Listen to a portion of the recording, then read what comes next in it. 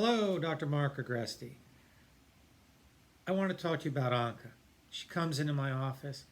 She says, I'm here today. I think I'm losing my mind. I said, well, what's going on, Anka? She's 27, skinny, woman, looks a little nervous. She's studying to be a nurse practitioner. And so she goes into her story. She goes, starting about a month ago, I woke up sweating, all stressed out in the middle of the night. My chest was tight, palpitations. I thought I was having a heart attack. She said, I got through it. But then 2 days later, I was getting another one of these feelings of chest pain, palpitations, sweating, dizziness, short of breath. My heart was going really fast. And she says to me, I went to the emergency room and she got checked out and everything was normal. EKG, blood work, no heart attack, no nothing. Nothing's wrong with her. She makes an appointment with a family practice doctor. He checks her out. No problem. 2 weeks later, she goes to the emergency room again. She gets another one of these attacks driving her car. Now she's afraid to drive a car. And she's living in total fear of these attacks. She's like, oh my God, if I get another attack, I feel like I'm losing my mind. I for sure think I'm having a heart attack. I freak out. I can't breathe. I don't feel like I'm real anymore. I feel like I'm in a movie and I'm watching my life go by. I feel sweaty, dizzy. She flat out thinks she's dying. She's been to the emergency room twice, the family doctor once. She's freaked out at school. She's freaked out in the car twice. I don't know if freaked out's a good word, but she completely had a sense that her life was ending, catastrophe. Like she's watching a movie, but it's her life. She feels she's not real when the attacks come. Attacks tingling in her fingers, sweating, dizziness, short of breath, palpitations, an overwhelming sense of fear. And she says at this point, she can only be in a place where help is easy, like quick access to help. Like in her living room next to the phone, she can't be in any place that would obstruct her ability to leave and get help quickly. She can't be in any place where escape could be difficult.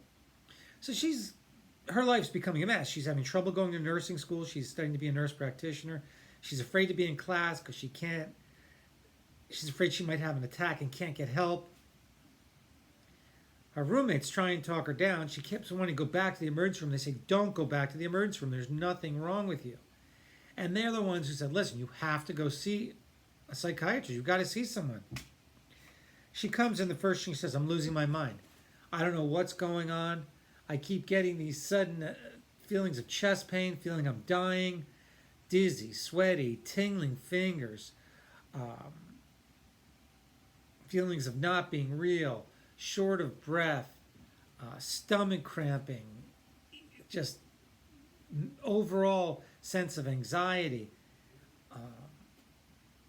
And I said to her, yeah, I think I know what this is. It sounds like panic disorder.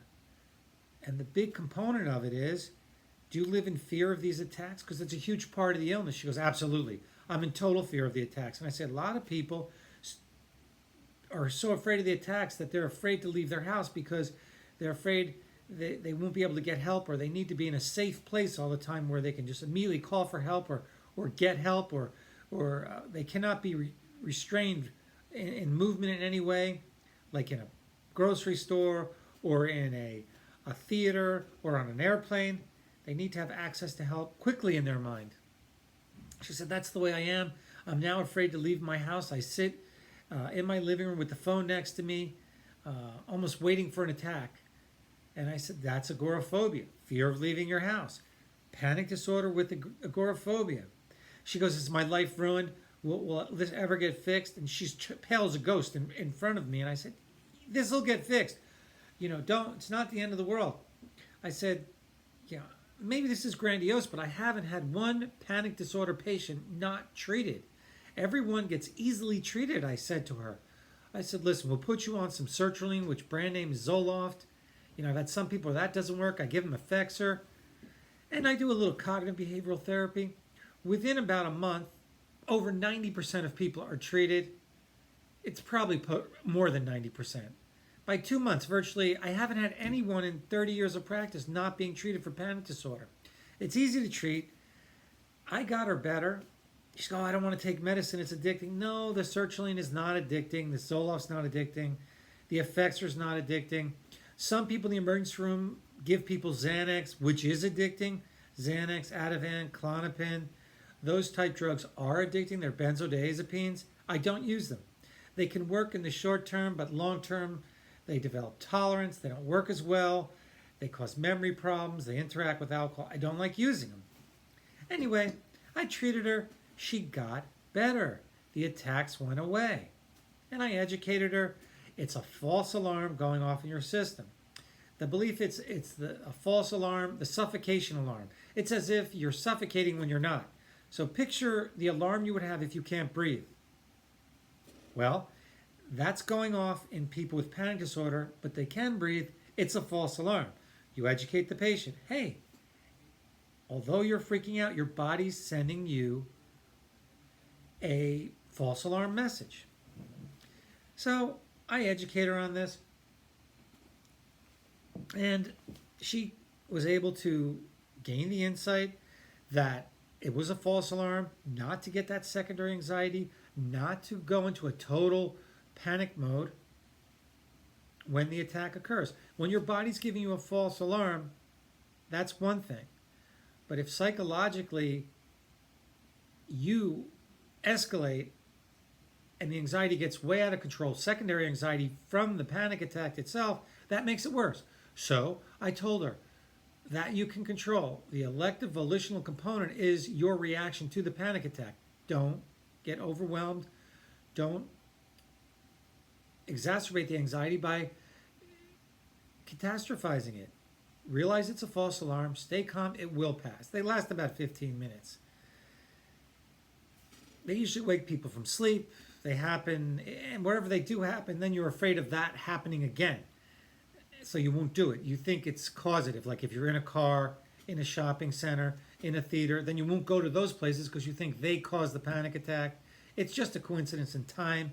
It's not a causative factor in the panic disorder. Anyway, I treated Anka.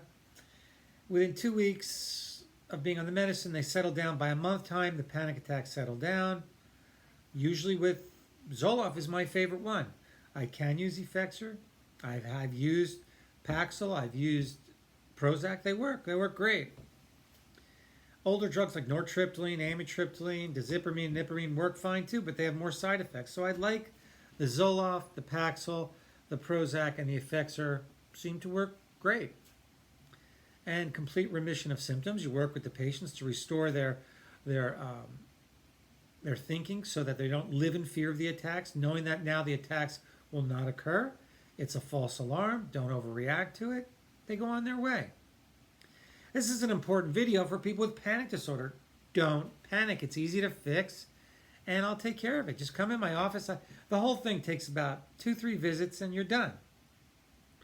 Okay, that's Dr. Mark Agresti. I hope this was helpful for those patients with panic disorder. And Anka is not really the patient's name, but the patient's name who's out there. That was the code name, so she could watch this video. So, Anka was your code name. I hope this video helped. Bye.